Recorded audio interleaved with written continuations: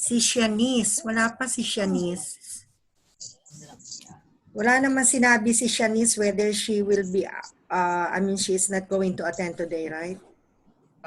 Wala naman po. Wala naman tayong narinig.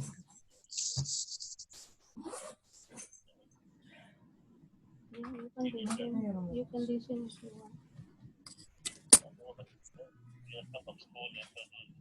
So, Shanice lang ang hinihintay natin. So, let's wait kung darating kaya siya. Kung hindi, ay didiretso na tayo.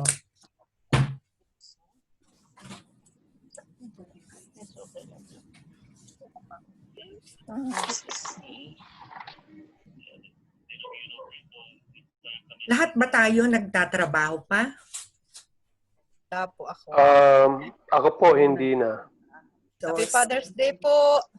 Ay, oo nga. Kuya salamat. Emil, Happy Father's Day. Siya lang palang Happy salamat. Father's Day ko Happy ngayon. Father's Day. Classmate. Thank you.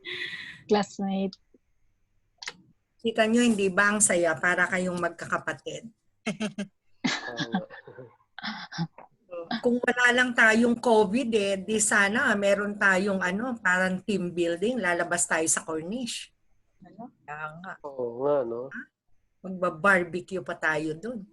Yay. Open na yung park. Pwede na. Distance lang. Social distancing pa din. Distancing pa rin. Open na po. Pati Cornish. Ganon. May mga nagba-barbecue na ba doon? Wala pa. Baka Meron naman man barbecue. Meron na. Ayun. Pero Ganon. makakatakot pa rin eh. Much better for us na mag-stay na lang muna. Siguro. Hindi ka allow. Kasi the more na may movement din yung virus. So, hayaan na lang natin siya mag-move. So, tayo na lang siguro kasi wala namang pasabi itong si Shanice, right? Wala naman po. Oo, wala siyang binanggit na mahuhuli siya, hindi siya a-attend. Nakalimutan niya. Aha, ganun yun. Ikaw may responsibility, walang kinakalimutan. Tandaan niyo yan. Pag alam niyo ang responsibility niyo, there is no chance na makalimutan niyo. Kasi whatever happens, matatandaan niyo. Or make a note. Meron kayong Make a note or always reminder. Reminder, nasa harapan yun. Lagay nyo dito sa noon nyo. Diba? Hindi nyo makakalimutan.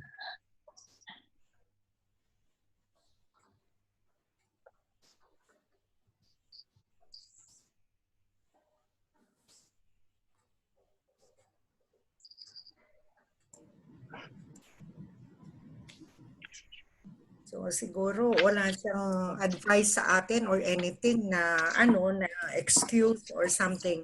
So I think we have to go on. Masasayang yung oras natin ng Oras. wala tayong hinintay, di ba? Okay. Habol na lang siguro siya. Oo. Kung hahabol siya, let her habol. Kung hindi naman, ay nasa kanya na yon. Okay? So anyway, usapan natin ngayon, lesson natin ngayon ay about housekeeping. So hindi ko naman sinabi sa inyo. Sorry, ano ba tayo ngayon? Sunday, right? Oo. Opo.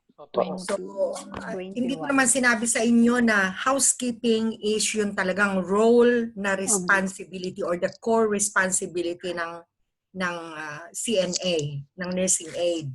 Ito lang naman is if yung housekeeper ninyo or yung inyong mga cleaners is out of sight or hindi pwedeng makadating now na. So, it's your responsibility na ayusin yung inyong patient care area. Okay, so pag dumating siya, alam niyo siyang ituro or meron kayong alam na ituturo sa kanya, hindi yung ginagawa na pala niya yung mali, hindi pa niyo alam. Okay, so pag-aralan natin para at least yung role natin is ma-impart natin sa kanya na ito'y tama, na ito yung ganito ang dapat gawin. Okay, so let me bear for a while at aking ibibigay sa inyo yung slide about housekeeping. Binigay ba ni Ma'am yung inyong reference, yung inyong material? For this session, ma'am, wala pa po. Wala po. Okay. So, let me check ang housekeeping natin.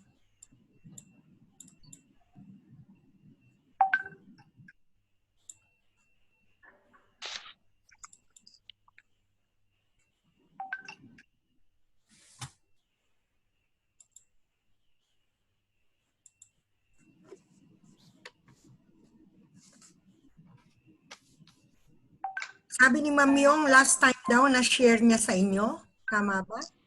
Yung last po, opo. Housekeeping. Yung housekeeping po, hindi po siya na-issue. Yung housekeeping hindi po. Aha. Okay. So, we are here. Nasa inyo na? Ang slide is with you now? Opo. Wala pa po. Yes, nandito na. Okay. So, let's go with the housekeeping. So, sabi ko nga sa inyo, hindi naman kayo as housekeepers. Okay? Tandaan nyo yan, hindi naman kayo housekeeper. But, it is a part ng gagawin natin dun sa within yung work frame. Yung scope of work natin, kailangan malaman natin. Okay? Hindi kayo yung core housekeeper. Huwag niyong isipin na bakit tinuturo ni Ma'am Ani yung housekeeping. Hindi naman kami housekeeper. Hindi yung sense na yon. What I mean to say and what is important for you to know na pag wala yung housekeeper nyo, especially yung kailangan ng damputin yung mga madumi, yung dumi ng pasyente na nakatambak or anything, at least alam nyo kung paano nyo itatapon or how to i-dispose it properly. Yun lang yung housekeeping. Paano nyo i-keep clean and neat yung inyong patient care area. Hindi yung napakadumi na ay nakaano pa tayo doon, steady lang tayo doon, nakikita nyo, hindi gagaling yung pasyente natin. So kailangan, sabi nga, malinis na paligid is maganda yung easy, may fast healing recovery yung pasyente nyo. So the same thing sa inyo, kayo yung you are in the shoes of your patients, ganun ang mangyayari sa inyo, di ba? Pag nakita nyo, madumi yung paligid nyo, parang hindi ako magagaling, di ba? So iyon, it is a part noong trabaho natin, na kahit na hindi tayo yung mismong housekeeper, we can do it. Okay, so let's get started. So sa housekeeping, meron tayong mga ginagamit na mga equipments, tools. So alam din natin kung ano ba ang mga learning objectives natin. So we have the definitions, definitely may definitions, may purposes, healthcare cleaning best practices, benefits of good housekeeping, requirements, roles and responsibilities, spill control, waste management, segregation and disposal, basic cleaning tools, approved cleaning and disinfectant materials or solutions, safe use and handling and storage of cleaning materials, and disinfectant solutions, safe use, handling, storage of cleaning materials, yes, and disinfectant solutions, and the patient care area cleaning and disinfecting protocol. Okay, so we want to know, may mga terms tayo dito or meron tayong definitions that we need to know. We need to understand hospital is a place. Ito yung ating core place of work. Either hospital siya, medical center siya, home care siya, or yung mga long-term facilities which renders medical service to the patients. Yung mga yon nabanggit ko, yun yung mga career opportunity nyo. Remember, doon kayo mapupunta sa isa doon. So the role of housekeeping in hospitals or any healthcare facility is to create a peaceful, infection-free, and pleasant atmosphere required for the speedy recovery of the patients. So it should also create a homely atmosphere for the patients. Okay? So yung ibang hospital ngayon, ginagawa nila na maging homely. So sabi nila kasi, according to their studies, pagka yung the whole family gathered inside of that patient care area, mas madaling gumaling ang mga pasyente. So yun yung concept nila. May mga hospitals na ganon. But then in the other side, sana bawal. Kasi nga, madami yung cross-infection. Nabibit-bit nila kung ano-ano yung dumi na nanggagaling sa labas, nadadala nila sa loob ng pasyente. But doon, papasok yung ating role. So even na nandun sila, to give them a homely atmosphere, but then yung role natin is just to maintain a peaceful, infection-free, and pleasant atmosphere for the recovery of patients. Okay? So hospital housekeeping refers to the management of the hospital, general cleaning of hospitals and clinics, keeping and placing hospital things in order, including the floors, walls, and certain types of equipment, tables, and other surfaces.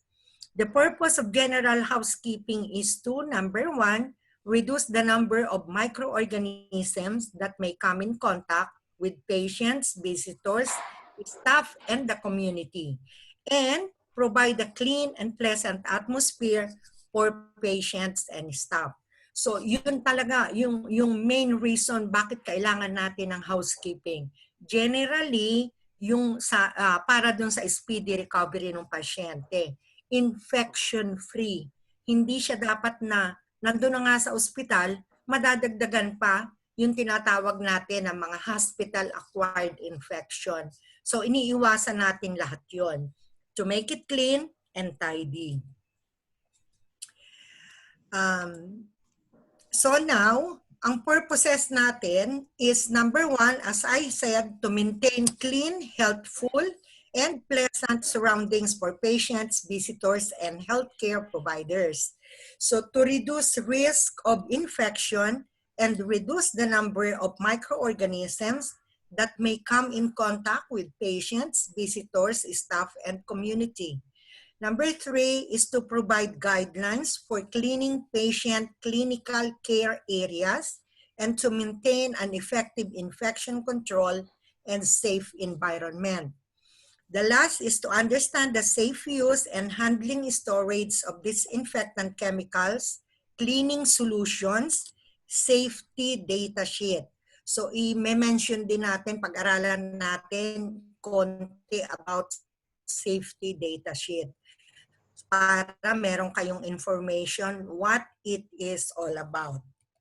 So how to keep patients and staff safe? Number one is we need to wear our gloves properly. So yung bawat paglilinis natin, alamin natin when to appropriately use our gloves. Hindi naman yung kada linis mo mag-gloves ka. So depende kung saan natin dapat gamitin yung gloves natin at paano natin ito gagamitin appropriately doon sa lilinisin natin. The improper, just check on this, the improper use of gloves spreads dangerous bacteria. Imagine niyo yan. Somehow makikita nyo doon sa mga paligid natin nowadays because of this COVID pandemic. Hindi ba nakikita nyo yung kahit na sino nagsusuot ng gloves diyan sa labas? Is it proper or improper? Di ba? Sabi nga dito, yung improper use of gloves spreads dangerous bacteria. Why? Kasi supposed to be, yung gloves na isusuot natin, may time frame.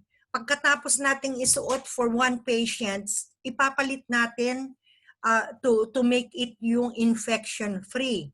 Ang nangyayari, bakit nagiging improper? We can see everybody around nakasuot ng gloves, di ba? So tapos hinawakan yung buhok, hinawakan yung telepono, hinawakan dun sa bag. O di ba? So na ita-transfer mo yung microorganism o germs mo in different areas. Tapos yung bag mo, hinawakan mo mamaya pag wala ka ng gloves, di dumikit lang doon yung inyong germs. So double jeopardy ang mangyayari sa inyo. So the more, instead of make it as in free, infection-free, nadagdagan ka ngayon ng dangerous bacteria. So this is it. The improper use of gloves spreads dangerous bacteria. So pag may nakikita ako dun sa labas na ganyan, tinatanong ko kaagad, anong purpose niyan, Iha? Ba't naka-gloves ka? Naka-gloves sila eh. Akala mo hindi sila may germs yung kamay. Okay? So, just to make it ano lang naman, na ipa-imply nyo sa kanila, ano ba yung tama o hindi. Kasi less of education. They are not educated on how and when to use the gloves properly. So gloves must always be changed between patients, should never be worn outside of patient care areas. Kung nasa hospital ka or in any healthcare facility, ayoko nang may makikita. As infection control practitioner, consultant and advisor ako, so ayokong makikita, alam ng staff ko yan, na hindi ko kayo makikitang lumalakad sa labas ng inyong clinics nakasuot ng gloves. Okay? Because it is improper. Nagkakalat kayo lalo ng inyong dangerous bacteria. Okay? So it should be changed thereafter. Doon mo lang siya idodoning, doon mo siya tanggalin paglabas mo ng iyong room. So again, wash hands after removing gloves. So ito yung mga protocol pa lang ng gloves wearing eh. Tapos, ganun na lang basta yung gagawin ng iba. So, it is really improper. So, tayong nakakaalam, once you are educated, so please, kindly, catch nyo yung attention nila. Hindi ito tama. In a polite way, wag mo naman silang bastusin. Gusto nila eh. Diba? Meron silang pambili ng gloves.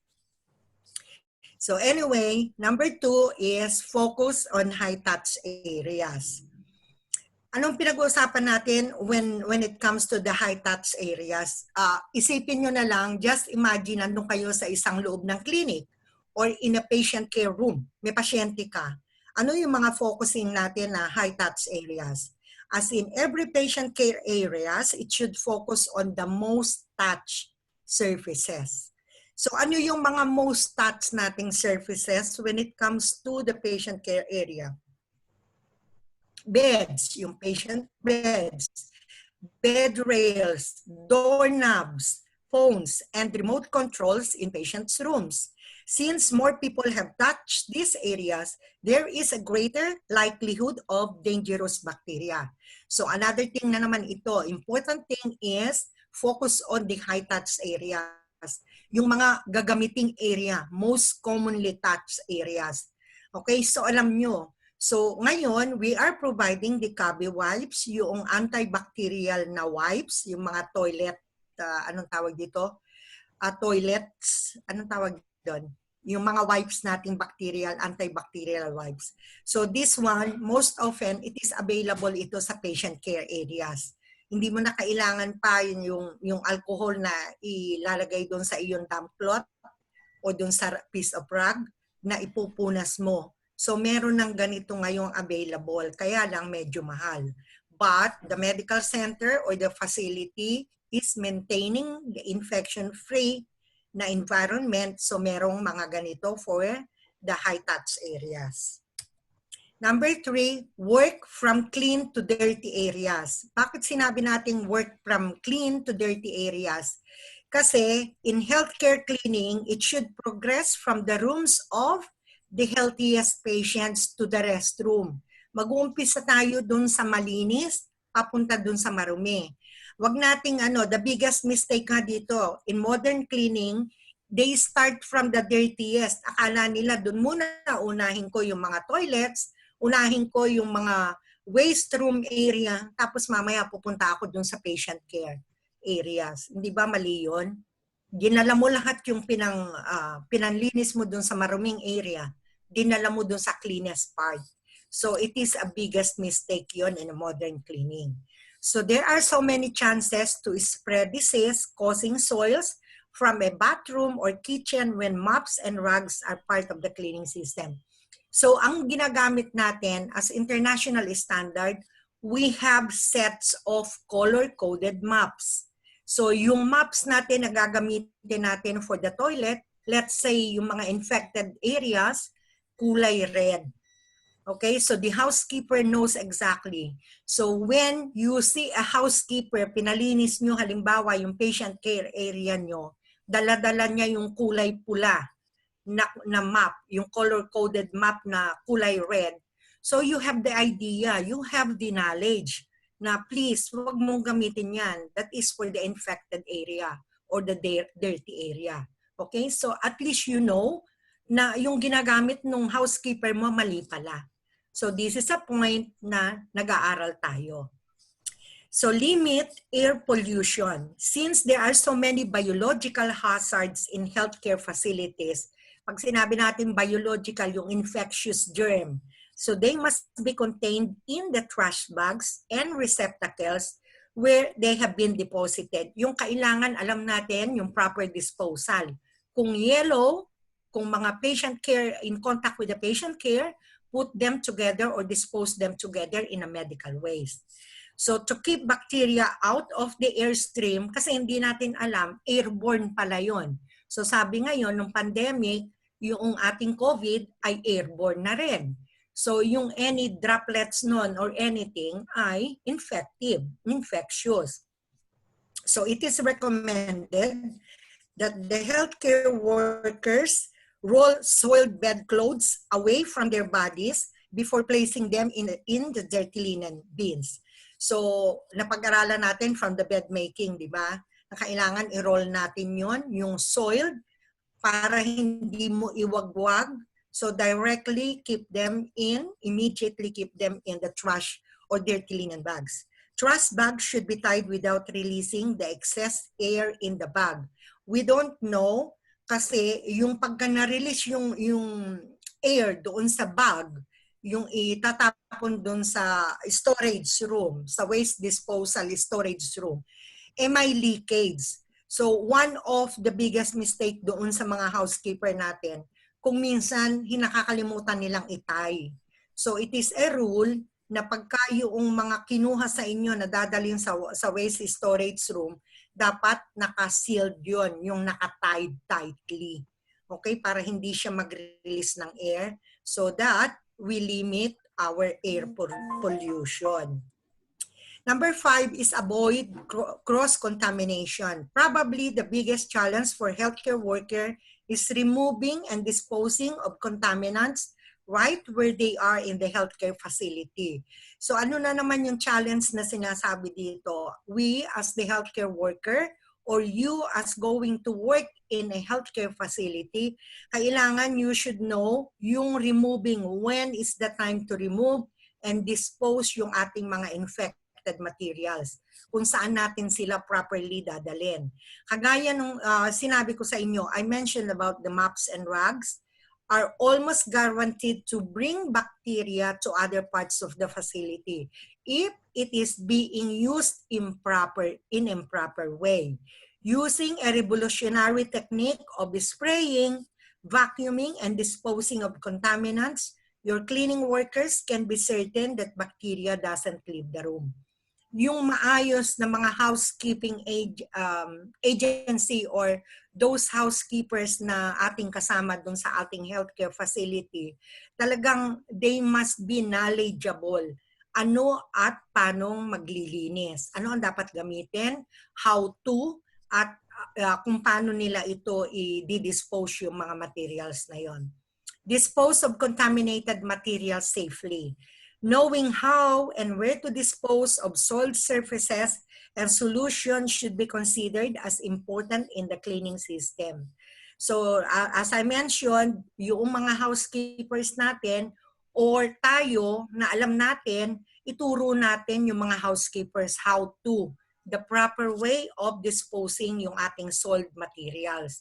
Whether you have soiled linens, dirty cleaning fluids, or contaminated biological materials from patient care areas, make sure there is no chance for contamination during removal. So very important yun. So the last here is to minimize chemical content. Abrasive chemicals, yun nakaka-irritate sa pasyente. Lalo na yung mga naaamoy natin, yung mga spray, yung mga antibacterial spray, kung minsan hindi yun maganda yung amoy, not unless it is scented. So it irritates patients' nasal passages and harm the skin of cleaning workers and healthcare staff. So limit the use of chemicals in patient care areas. If we have some chemicals, kagaya yung mga Lysol, Dettol, so kailangan we should keep it properly in a proper storage cabinet. Hindi yung nandyan lang na nakatabi-tabi lang dyan sa paligid. Kailangan yon walang ma-irritate na skin without harming any skin of any cleaning workers or any healthcare staff. So kailangan to minimize chemical content, keep them properly in a proper place. So effective housekeeping results, if yung good housekeeping natin ay maayos, so there must be an effective result dun sa housekeeping natin ginawa. So how to do the effective housekeeping? Reduce handling to ease the flow of materials. Yung hindi naman natin hindi naman natin pinagwawagwagan yung ating mga materials na marumi, di ba? So we should reduce handling. So fewer trippings and sleeping incidents in clutter-free and spill-free work areas.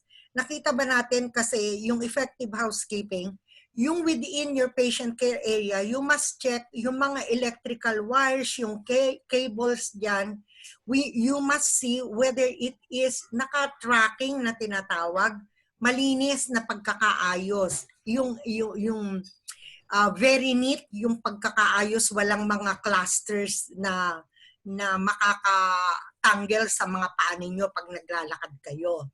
Decreased fire hazards.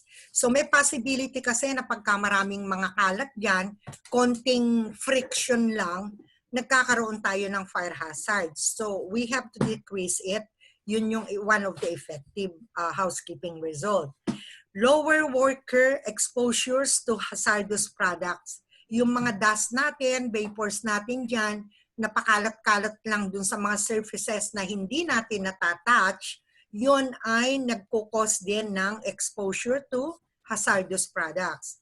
Better control of tools and materials including inventory and supplies. So pagka nga yung napakarami na, nakatambak-tambak yung mga gamit, supplies natin, in cluster and yung mga patong-patong na, so better clean it, better keep it in order. More efficient equipment cleanup and maintenance. Yung mga equipments natin, medical equipments natin, you must ensure na ito before using, kung may mga suction apparatus kayo o meron kayong oxygen doon, you make it sure na functioning well ito. Kasi yung halimbawa yung medical equipment, magkakaroon ito ng mga electrical, what do you call this? Yung mga electrical circuits. So magkukos ng fire. So yun, kailangan natin na i-clean up sila and maintain. Better hygienic conditions leading to improved health.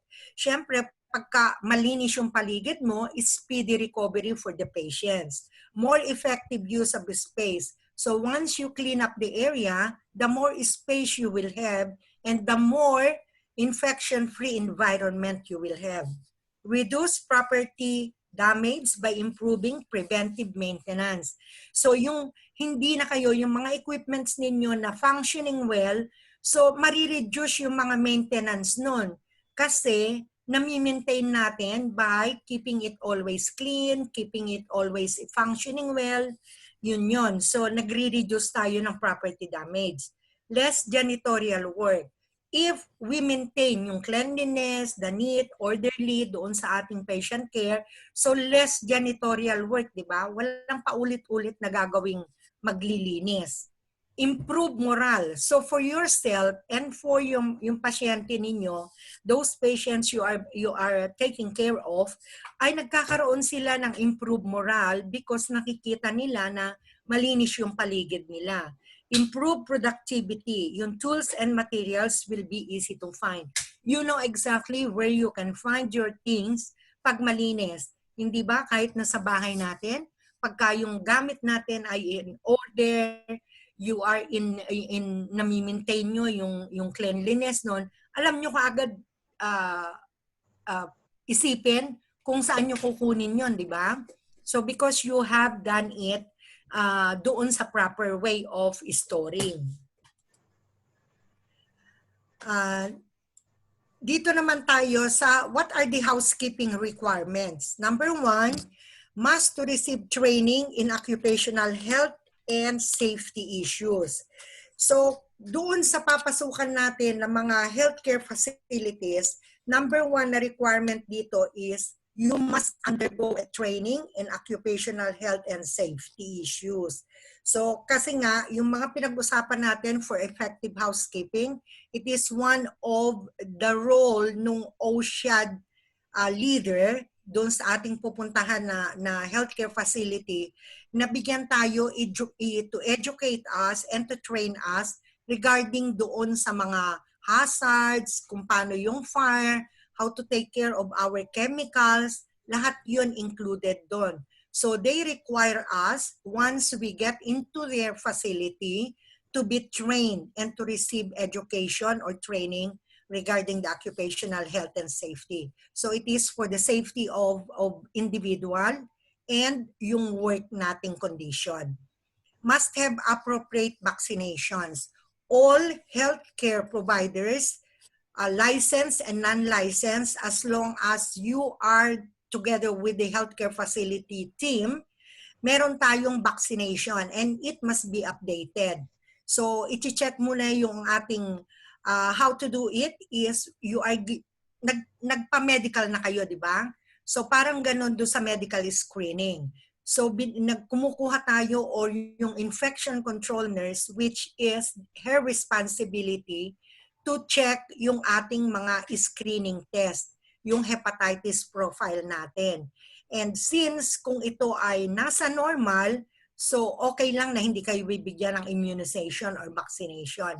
But once it is below 10, so kailangan yung mag-receive ng vaccination to be updated. Must comply to housekeeping standards on the following: cleaning up spills of body fluids, secretions, and discharges. Pag-aaralan natin mamaya in the later part of the slides, meron tayong how to clean up spills. Pag sinabi nating spills, yun yung mga secretions, body fluids, chemicals na nag-i-spill within your patient care area. How to? Hindi nyo hihintayin yung inyong housekeeper na dumating para ito ay makontain.